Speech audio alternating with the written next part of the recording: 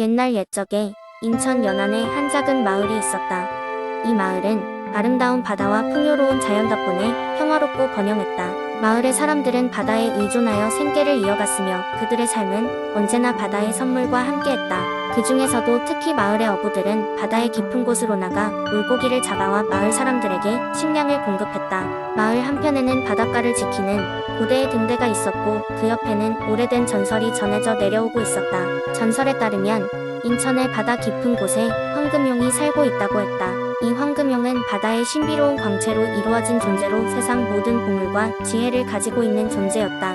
하지만 황금용은 깊은 바다 속에서 모습을 드러내지 않았고 그 존재는 마을 사람들 사이에 조용히 전해지는 신화일 뿐이었다. 그러던 어느 날 마을에 큰 폭풍이 불어닥쳤다. 바람은 무섭도록 세차게 불었고 거대한 파도가 마을을 덮칠 듯 밀려왔다. 마을의 어부들은 바다로 나가는 것을 두려워했지만 어쩔 수 없이 출항하여 부서질 듯한 배 위에서 필사적으로 버텨야 했다. 하지만 그때 놀라운 일이 벌어졌다. 폭풍의 중심에서 거대한 황금빛이 바다의 표면을 가르며 솟아올랐다. 그것은 전설로만 알던 황금용이었다. 황금용은 폭풍을 잠재우기 위해 모습을 드러낸 것이었다. 그 크고 웅장한 몸체가 하늘을 덮었고 용의 날개가 휘날릴 때마다 거센 폭풍은 점차 잔잔해졌다. 마을 사람들은 하늘을 날고 있는 황금용을 넋을 잃고 바라보며 그 웅장한 광경에 경이로움과 감사를 느꼈다. 황금용은 마을 앞바다에 살면서 마을을 지켜주겠다는 약속을 하고는 깊은 바다로 돌아갔다. 그 후로 마을 사람들은 매년 음력 7월 7일 용을 기리는 축제를 열어 그날 밤 바다로 내려오라는 신호로 하늘에 불꽃을 피워 올렸다. 마을의 전설과 황금용은 인천 바닷마을의 영원한 수호자로 시대를 거듭하며 사람들 사이에 전해 내려오게 되었다. 이후 인천 마을은 예전보다 더욱 번영하게 되었고 바다에 평화와 고요함이 계속되었다. 사람들은 다시금 그들의 삶에 감사하며 황금용의 전설은 인천 마을의 상징이 되었다. 언제나 바다와 함께하는 마을 사람들에게 황금용은 해주지 않았다 해도 이미 그 자체로 커다란 선물이었던 것이다. 이렇게 인천의 바닷마을은 황금용과 함께 전설 속에 녹아들어 그 자체로 이야기거리가 되어 오늘날까지도 이어지고 있다.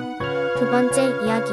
옛날 옛적 한국의 조용한 논산 지역에 아름답고 신비로운 금빛 비단나무가 있었다. 이 나무는 아무리 척박한 땅에서도 푸르게 자라며 마치 하늘에서 내려오는 빗줄기 같은 아름다운 금색 잎을 가지고 있었다.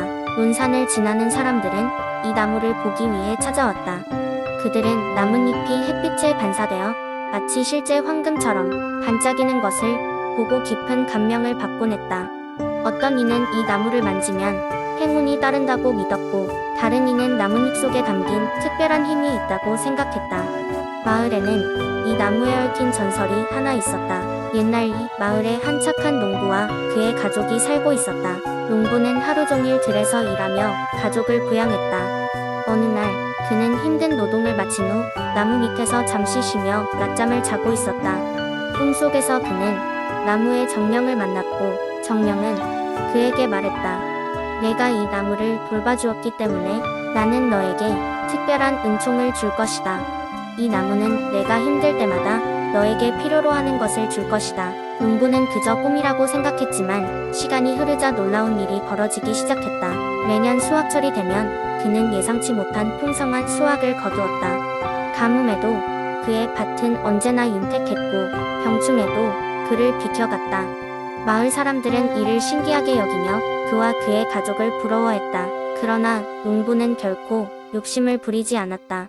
그는 얻은 수확을 이웃과 나누었으며 마을의 어려운 사람들을 돕는 데 아낌없이 사용했다. 그렇게 그는 마을뿐 아니라 주변 지역에서도 존경받는 사람이 되었다.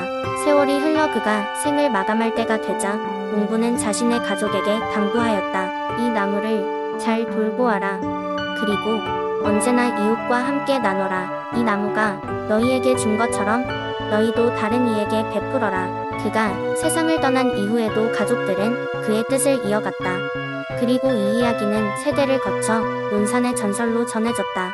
사람들은 정직과 나눔의 중요성을 깨달았고 금빛 비단나무는 그 상징으로 남아있었다. 오늘날에도 여전히 이 나무는 논산의 한적한 들판 어디엔가 우뚝 살며 사람들에게 그 신비로운 아름다움을 내보이고 있다. 많은 이들은 그 나무를 보기 위해 찾아오고 나무 밑에서 사랑과 나눔의 정신을 되새기곤 한다. 그것이 논산의 전설이 주는 교훈이기 때문이다. 세 번째 이야기. 옛날 옛적 성남의 깊은 산속에 작은 마을이 있었습니다. 이 마을은 숲으로 둘러싸여 사람들에게 평화와 안정을 주는 곳이었죠.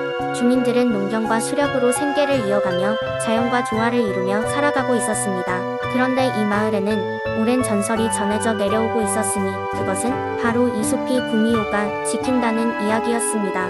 구미호는 천년을 살면 여우에서 사람이 된다고 하여 특별한 신비로움과 위험을 동시에 지닌 존재로 여겨졌습니다. 마을 사람들 중 일부는 구미호에 대한 두려움 때문에 밤에는 절대 숲에 들어가지 않았지만 다른 이들은 구미호가 마을을 외부의 악으로부터 지켜주는 수호신이라 믿고 그 존재를 존경했습니다. 계절이 바뀌는 어느 가을, 이 마을에 새로운 얼굴이 나타났습니다. 그녀의 이름은 수희였고 그녀는 도시에서 왔다고 했습니다. 수희는 현대적 감각을 지녔으며 그로 인해 마을 사람들은 그녀를 경이로움과 호기심의 대상으로 보았습니다. 수희는 특히 마을의 전설에 관심이 많았습니다. 그녀는 마을의 어르신에게 구미호의 전설에 대해 물으며 이야기를 수집하기 시작했습니다. 그러나 어느 날 밤 수희는 전설의 진실을 확인해보고자 혼자서 숲으로 들어갔습니다. 숲은 달빛에 의해 은은하게 빛나고 있었습니다. 수희는 숲속에서 신비로운 연못을 발견했고 그곳에서 긴 흰 털을 가진 아름다운 여우를 만났습니다. 여우는 사람의 말로 그녀에게 인사하며 자신의 이름이 아랑이라고 소개했습니다.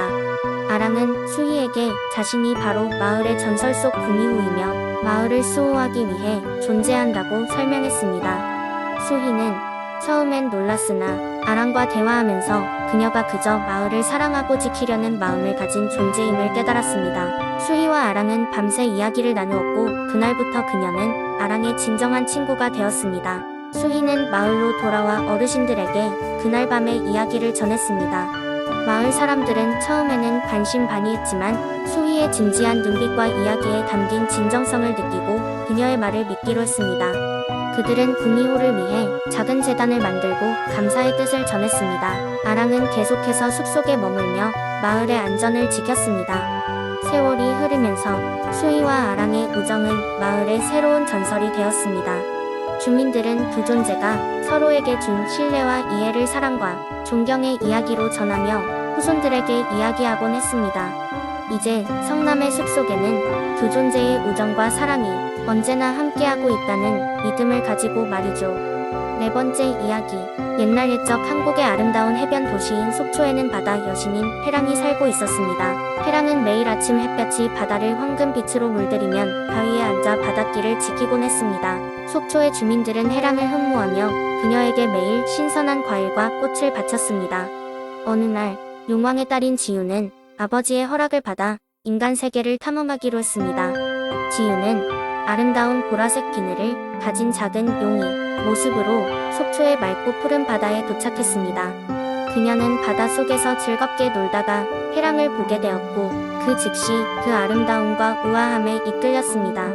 지유는 용의 모습으로 해랑에게 다가가 이렇게 말했습니다. 안녕하세요, 해랑이시죠? 저는 용왕의 딸입니다. 인간 세계를 구경하러 왔다가 당신의 미모와 위엄에 매료되었습니다. 해랑은 미소를 지으며 대답했습니다. 어서 오세요, 용왕의 딸이시여. 이곳 속초는 아주 특별한 곳입니다. 함께 느긋하게 이 해변을 즐겨보세요. 시간이 흘러 해랑과 지유는 깊은 우정을 쌓게 되었습니다. 둘은 매일 같이 해변 모래사장에서 놀기도 하고 바닷속 깊은 곳까지 탐험하기도 하며 즐거운 시간을 보냈습니다. 그러나 지윤이 인간들로 변신해 해변으로 나왔을 때 해랑의 마음속에는 왠지 모를 약간의 부러움이 피어오르곤 했습니다. 인간으로 변신할 수 있는 지윤과는 달리 해랑은 항상 바다에만 있어야 했기 때문입니다. 그러던 어느 날 속초에 큰 태풍이 몰아치게 되었습니다. 바람은 세차게 불었고 파도는 하늘 높이 치솟았습니다.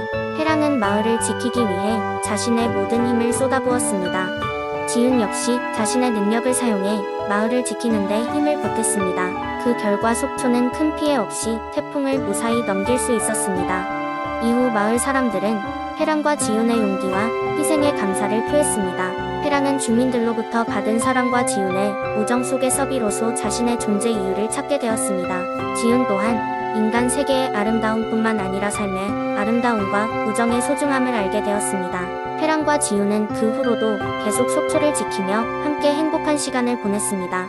그리고 속초의 전설로 남아 많은 사람들이 그들의 우정을 본받아 자연을 사랑하는 마음을 가지게 되었다고 합니다. 이렇게 속초의 바다와 해변에는 언제나 따뜻한 바람이 불었고 그것은 바로 해랑과 지훈의 아름다운 우정의 기념으로 남겨진 것이었습니다. 5번째 이야기. 옛날 옛적 한국의 무주라는 아름다운 산골 마을이 있었다. 산과 강 그리고 드넓은 설원이 어우러진 이 마을은 자연이 빚어낸 한 폭의 그림 같았다. 사람들은 이곳에서 농사를 지으며 자연과 함께 조화롭게 살아가고 있었다. 무주의 설원에는 전설처럼 전해 내려오는 이야기들이 많았다. 그 중에서도 가장 유명한 것은 눈 내리는 날마다 나타난다는 하얀 여우의 이야기였다. 사람들은 그 여우를 설화라고 불렀다. 설화는 눈처럼 새하얀 털을 지닌 여우로 무주 마을의 수호신이었다. 설화가 돌아다니는 날이면 재앙이 없고 풍년이 든다고 전해졌다. 어느 날 무주의 작은 마을 서쪽 가장 큰 소나무가 있는 숲속에서 이상한 일이 벌어졌다. 그 소나무는 마을의 상징이었고 오랜 세월 동안 사람들의 신앙의 대상이기도 했다. 하지만 누군가가 나무 속에 못을 박고 나무의 껍질을 벗겨 훼손시키고 말았다. 마을 사람들은 큰 충격을 받았고 잠잠했던 마을에 공포와 불안이 스며들었다. 그날 밤 마을의 장로는 꿈을 꾸었다. 꿈에 설화가 나타나 이렇게 말하였다. 사람들의 이기심이 소나무를 아프게 하였다. 만약 이 일을 바로잡지 않으면 마을은 큰 재앙을 맞이할 것이다. 장로는 깨어나 마을 사람들에게 자신의 꿈을 이야기했다. 모두가 크게 두려워하며 어떻게 해야 할지 몰라 했다. 장로의 손자 성혁은 무언가 해야 한다고 생각했다. 그는 용기 있게 설화의 도움을 받기 위해 깊은 설원으로 향했다. 가는 길은 쉽지 않았고 눈은 계속 내렸다. 하지만 성혁은 꾸준히 걸었다. 마침내 하얗게 빛나는 설화를 숲속에서 만날 수 있었다. 설화는 성혁의 정성과 용기를 보고 마음을 열었다. 여우는 성혁에게 이렇게 말했다. 사람들은 자연을 존중하지 않으면 안 된다. 나무와 사람들, 그리고 자연이 하나로 이어져 있다는 것을 깨달아야 한다. 설화는 성혁에게 어떻게 마을과 사람들의 마음을 바꿀 수 있을지 알려주었다. 성혁은 마을로 돌아와 설화에게 배운 것들을 마을 사람들에게 전했다. 사람들은 진심으로 후회하고 소나무를 돌보기 시작했다. 오래된 나무가 새롭게 회복되도록 온 마음을 다해 보살폈다. 시간이 지나면서 소나무는 다시금 생기를 찾아갔고 마을에는 다시 평화가 찾아왔다. 그 후로 마을 사람들은 자연의 가치를 깨달았고 매년 나무를 기리는 축제를 열었다. 설화도 종종 마을에 들러 사람들의 노력을 지켜보며 미소 지었다. 이렇게 무주 마을은 다시 예전처럼 평화롭고 아름다운 곳으로 남게 되었다. 이 이야기는 자연과의 조화를 이루는 삶에 대한 깨우침을 주고 무주 마을의 사람들에게는 언제나 가슴 깊이 새겨져 있다.